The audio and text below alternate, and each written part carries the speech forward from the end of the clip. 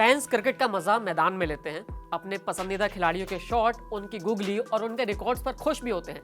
लेकिन क्रिकेट सिर्फ इतना तो है नहीं।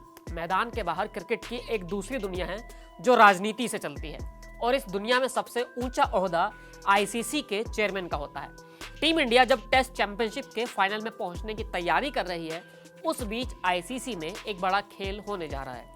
आईसीसी के जो मौजूदा चेयरमैन हैं ग्रेग बार्कले, उन्होंने मन बना लिया है कि वो अब नए कार्यकाल के लिए चुनाव नहीं लड़ेंगे।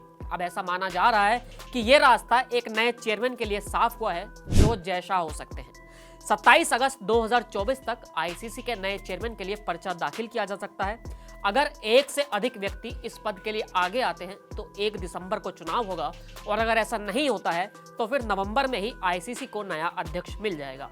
ऑस्ट्रेलियाई मीडिया द एज का कहना है कि मंगलवार रात को एक वीडियो कॉल पर जॉर्ज बार्कले ने साफ किया कि वो दोबारा पर्चा नहीं भरेंगे। अब ये इस्तीफा उन्होंने अपनी मर्जी से दिया है या फिर ऐसा माहौल तैयार किया गया है कि उन्हें उनके पास कोई रास्ता बचा ही नहीं, ये अपने आप में एक बड़ा सवाल है। आईसीसी में सबसे बड़े पद पर यह बदलाव उस वक्त हो रहा है जब आईसीसी का वक्त थोड़ा बुरा ही चल रहा है। T20 वर्ल्ड कप 2024 का जिस तरह से आयोजन हुआ है उससे बहुत से बोर्ड खुश नहीं थे, जिसमें बीसीसीआई भी शामिल रहा। जबरदस्ती वर्ल्ड कप का आयोजन अमेरिका में करवाया गया। वहां पर एक तो पिच खराब थी, वहां के मैचों पर कोई कमाई भी नहीं हुई, और वर्ल्ड कप जैसे बड़े इवेंट में आईसीसी का करीब 200 करोड़ का घाटा तक हो गया। तभी आपको याद होगा कि वर्ल्ड कप खत्म होने के ठीक बाद आईसीसी के कुछ अधिकारियों ने रिजाइन भी किया था। ये वो अधिकारी थे जिनकी जिम्मेदारी अमेरिका में वर्ल्ड कप कराने की थी। ऐसे में आईसीसी तो पहले ही रिमांड पर चल रहा है, और इस बीच अब जय शाह ने बीसीसीआई से आगे बढ़ने की तैयारी कर ली है, क्योंकि इसके पीछे एक गेम और भी है। दरअसल जय शाह बीसीसीआई में लगातार 2 बार सचिव बन गए हैं, और बीसीसीआई का एक नियम है कि आप लगातार 2 बार किसी पद पर काम कर लेते हैं तो तीसरी बार कोई पद संभालने से पहले आपको 3 साल का कूलिंग ऑफ पीरियड लेना होगा, यानी ब्रेक लेना होगा। अब क्रिकेट की राजनीति ये कहती है कि जय शाह नवंबर में आईसीसी के चेयरमैन बनते हैं तो वो 3 साल के लिए बीसीसीआई से अलग होंगे, और जब उनका आईसीसी चेयरमैन का कार्यकाल खत्म होगा तब वो बीसीसीआई में वापसी के लिए तैयार होंगे, और फिर शायद जय शाह सीधा बीसीसीआई के अध्यक्ष बनेंगे। यानी इस गणित के हिसाब से जय शाह 2030 तक तो क्रिकेट के बॉस बनते हुए दिखाई ही दे रहे हैं। अब आते हैं आईसीसी के मुद्दे पर। जय शाह यानी बीसीसीआई के पास इंग्लैंड और ऑस्ट्रेलिया जैसे बड़े बोर्ड का सपोर्ट है, और बाकी छोटे बोर्ड का भी समर्थन उनके पास है ही। अगर जय शाह आईसीसी चेयरमैन पद के लिए आगे आते हैं तो उन्हें आईसीसी बोर्ड मेंबर्स के कुल 16 में से आधे वोट चाहिए होंगे, और समीकरण तो यही कहते हैं कि जय शाह के पास इतने वोट हैं।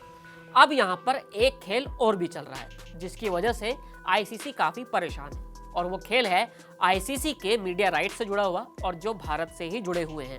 स्टार इंडिया ने 2024 से 2027 तक तमाम आईसीसी इवेंट्स के लिए राइट खरीदे थे, यानी भारत में आईसीसी टूर्नामेंट के मैचों का प्रसारण स्टार करेगा। स्टार ने ये डील $3 मिलियन के हिसाब से खरीदी थी, लेकिन जब उसने ये डील खरीदी थी तो जी टीवी ने भी उससे हाथ मिलाया हुआ था, जिसमें मीडिया राइट्स का कुछ हिस्सा उसे देना था। लेकिन इस बीच जी टीवी के साथ भी खेल हो गया है, और सोनी के साथ जो उसका मर्जर होने वाला था वो रुक गया है। ऐसे में जी ने इस डील से नाम वापस ले लिया है, यानी अब मीडिया राइट्स की पूरी डील का पैसा स्टार को ही देना होगा। और जब ये मसला चल रहा है तो अब एक मसला स्टार के साथ भी हो गया है, क्योंकि डिज्नी अब स्टार को ही बेचने की तैयारी में है। खबर है कि भारत में रिलायंस यानी जियो ही स्टार को खरीद लेगा।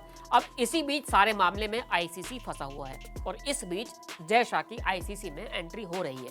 ये मीडिया राइट्स की डील मायने इसलिए भी रखती है क्योंकि मीडिया राइट्स का जितना भी पैसा आईसीसी को आएगा उसका 40% हिस्सा बीसीसीआई को ही जाएगा, क्योंकि भारत की टीम की वजह से ही मीडिया राइट्स इतने ऊंचे दाम में गए हैं। यानी ये झोल बहुत ज्यादा ही बड़ा है, और नवंबर तक साफ हो जाएगा कि आखिर जय शाह अगर आईसीसी के चेयरमैन बनते हैं तो बाकी देशों का क्या रिएक्शन होगा।